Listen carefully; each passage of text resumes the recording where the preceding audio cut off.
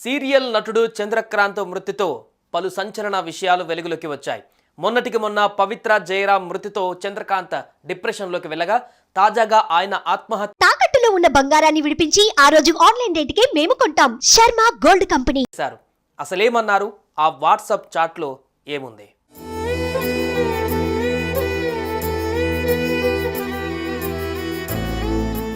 Software ఉద్యోగి అయిన చంద్రకాంత్ నటన మీద ఆసక్తితో జాబ్ వదిలేసి సీరియల్ ఛాన్స్ల కోసం తిరిగాడు. అదృష్టవశాత్తు పలు సీరియల్స్లో విలన్ రోల్స్ ఆయనకు వచ్చిపడ్డాయి.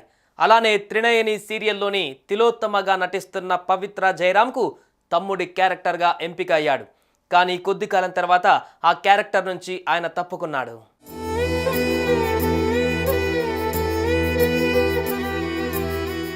ఇదిలా ఉంటే బెంగళూరు నుంచి హైదరాబాద్ వస్తుండగా చంద్రకాంత్ పవిత్ర ట్రావెల్ చేస్తున్న కారును ఆర్టీసీ బస్సు ఢీకొనడంతో పవిత్ర అక్కడికక్కడే మృతి చెందారు. ఈ విషయం తెలిసిన చంద్రకాంత్ గుండె బద్దలయ్యింది. డిప్రెషన్లోకి వెళ్ళిపోయారు. ఇంట్లో ఒంటరిగా ఉన్న సమయంలో పవిత్ర ఇంట్లో ఉరివేసుకొని ఆత్మహత్య చేసుకున్నాడు.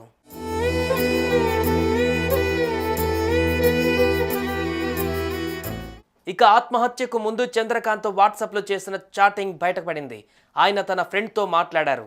ధైర్యంగా ఉండాలని, డిప్రెషన్లోకి వెళ్ళవద్దని చెప్పగా నేను వెళ్ళిపోతాను అంటూ ఆయన రిప్లై ఇచ్చారు.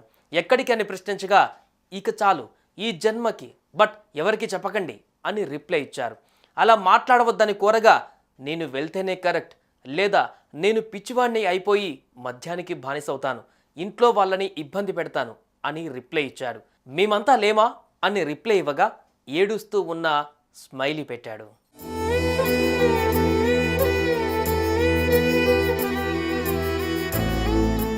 ఈ చాట్ కాస్త ఇప్పుడు అందరి కంటనీరు తెప్పిస్తోంది.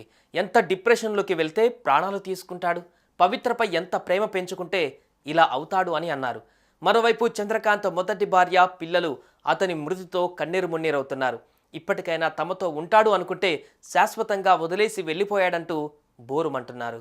సుమన్ టీవీలో మీ పర్సనల్ అండ్ బిజినెస్ ప్రమోషన్స్ కోసం కింది నెంబర్కి కాంటాక్ట్ చేయండి.